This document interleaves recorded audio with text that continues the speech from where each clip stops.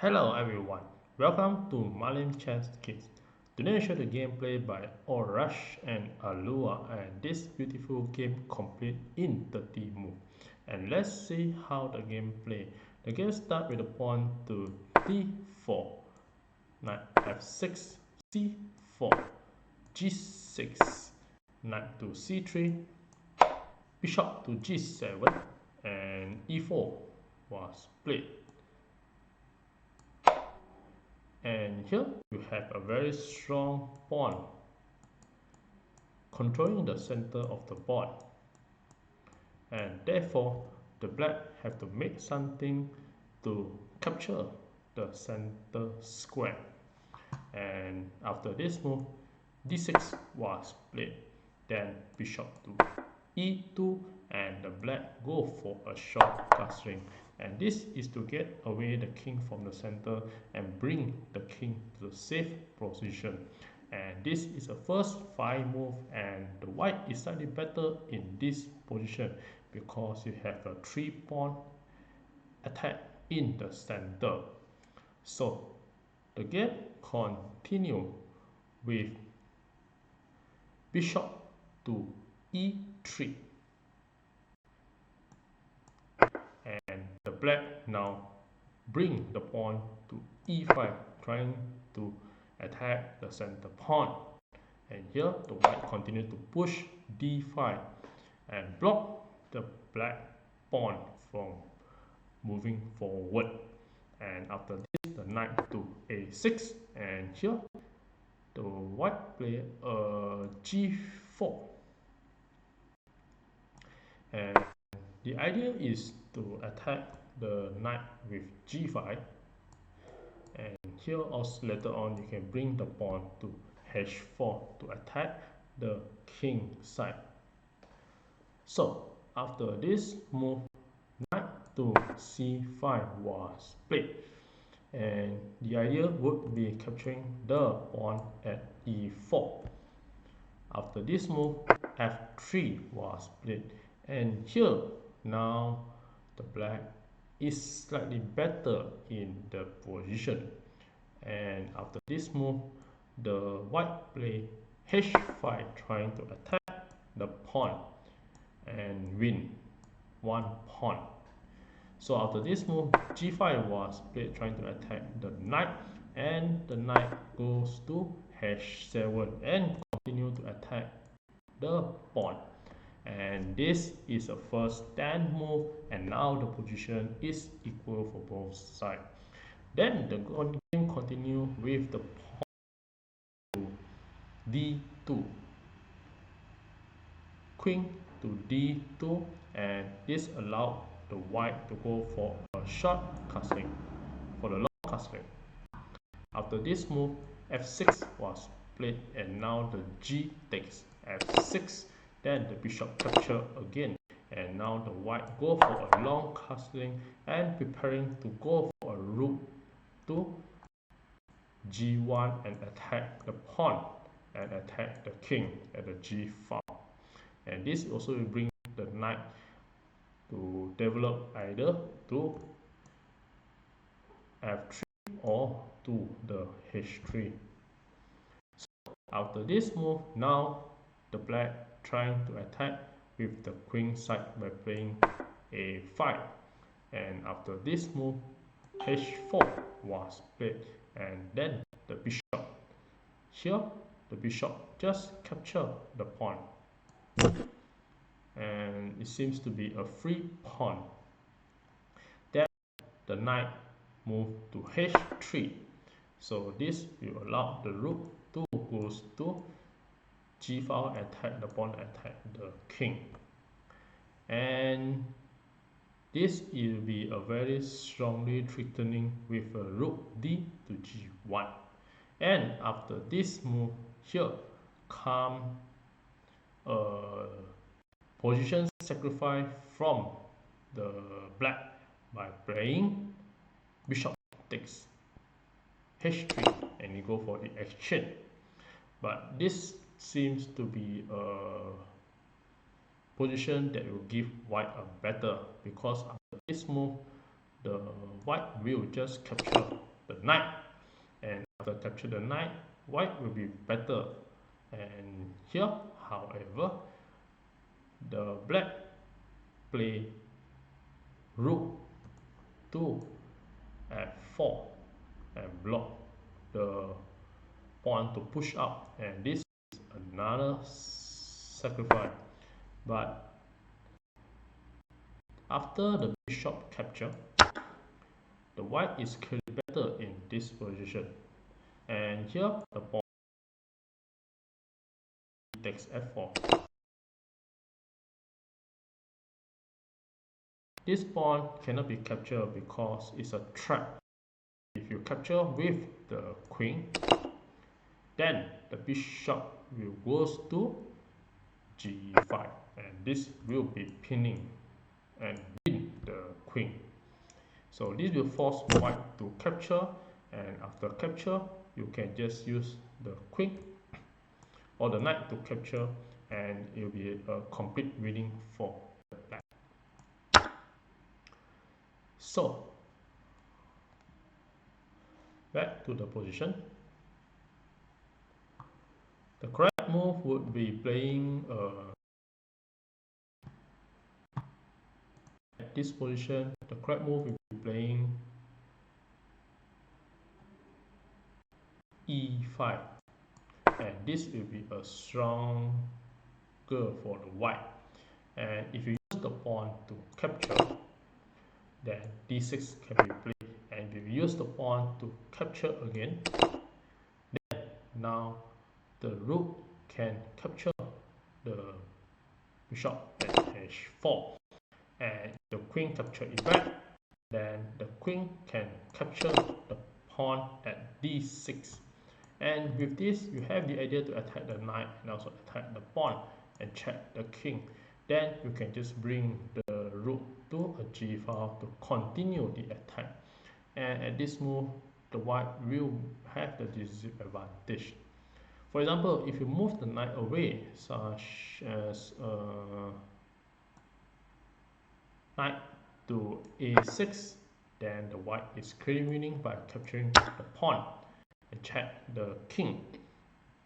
And after the king move king to h8, then at this move the rook can go to d7, and here the attack will be capture the knight and will win the game.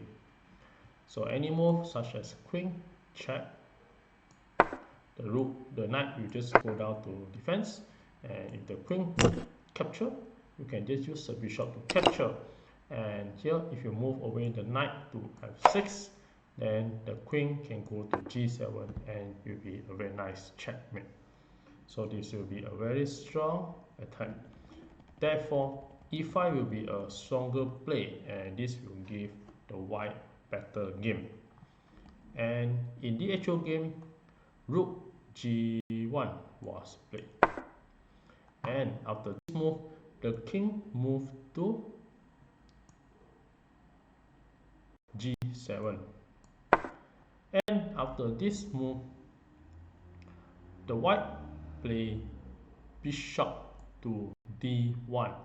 As you see, this move, bishop to d1 is a tactical blunder, and this would give black the decisive advantage. And back to this position, if the queen capture the pawn, and this again is a trap because the bishop can pin the queen.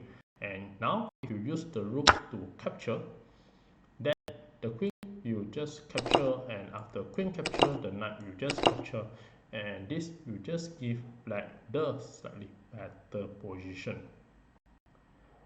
And at this position, the best way to play would be playing a knight to b5, and now the queen cannot move, because if once it's moved, you're able to capture the pawn and attack the rook, and this will give the pressure on towards the black. So in the actual game, after this move, bishop d1 was played, and this is a tactical blunder.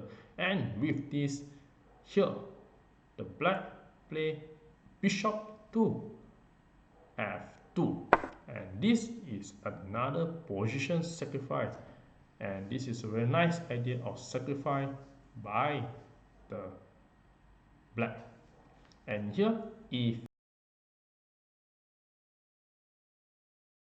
the bishop, and this becomes a very nice tactic that you have the knight to d3 and check the king. At the same time, the knight attack the queen, and this is called a fork tactic, and attack the king and the queen at the same time, and you will be winning the queen after the king move. So if your king move to c2, then the knight will just capture, and it will be completely winning for the black. And back to this position, if you move the rook to f1 trying to attack the bishop, then again you have the pin tactic by playing bishop to e3, and again the queen cannot move to any place and it will be captured. So if you move anything such as a king, then the bishop will just take the queen, and if you use the queen to capture, then the pawn takes the queen again, and here the black is clearly winning the game.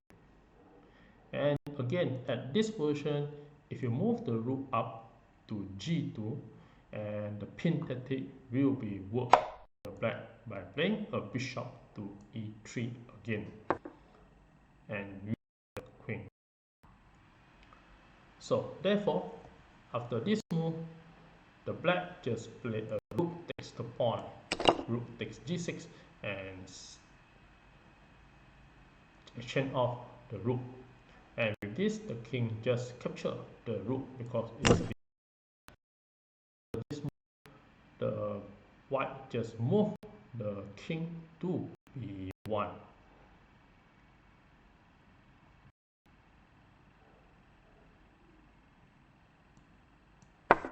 Then the bishop goes to e3, continue attack the queen, and now the queen move to h2, and the idea to attack the pawn and then capture the knight.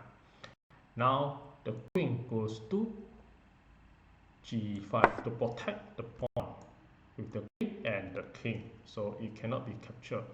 And after this move, e5 was played, trying to push forward and promote a knight. But here the black no need to worry, because you have the rook to capture the pawn if you reach at the rank 8. And after this move, the king just moved to h6 and preparing to go for a queen and double up, and have the check at this g1 and force it to exchange the queen, or also can attack the bishop. And after this move, bishop c2 was played, then the rook goes to g8.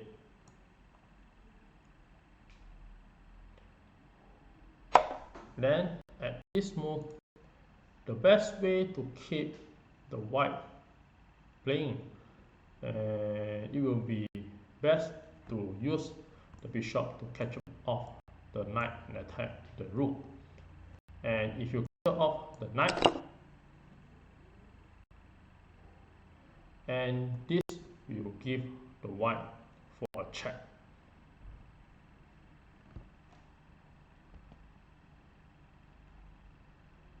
So back to this position,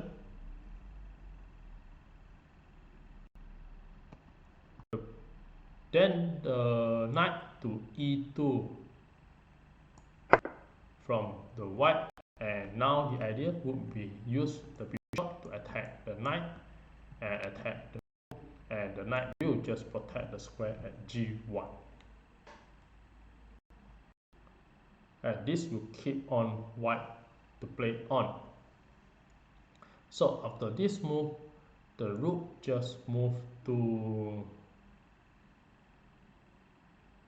g7, And with this move, the white push e6, trying to have the idea to promote the pawn.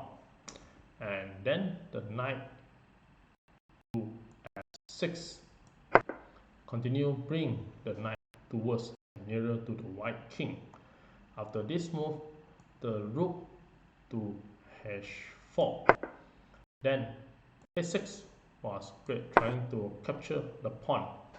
And after this move, the white capture the pawn, thinking that you're able to win with 3 pieces attacking the pawn, while the black only have 2. And after this move, the white knight capture the pawn, and it is a tactical blunder. And after this move, the black winning the game and mate in 4. I give a couple of seconds to figure out how the continuation of the black to play and mate in 4.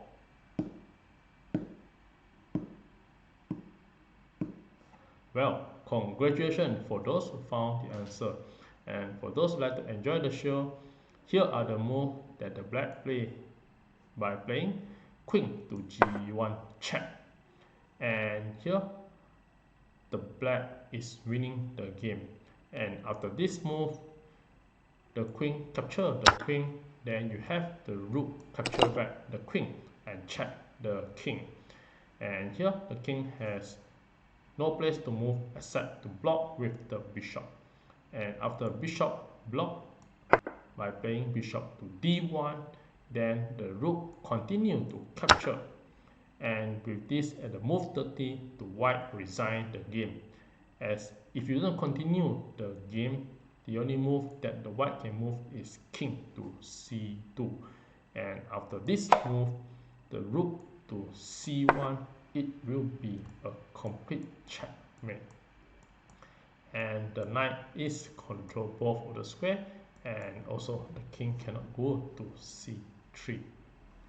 And with this, thank you.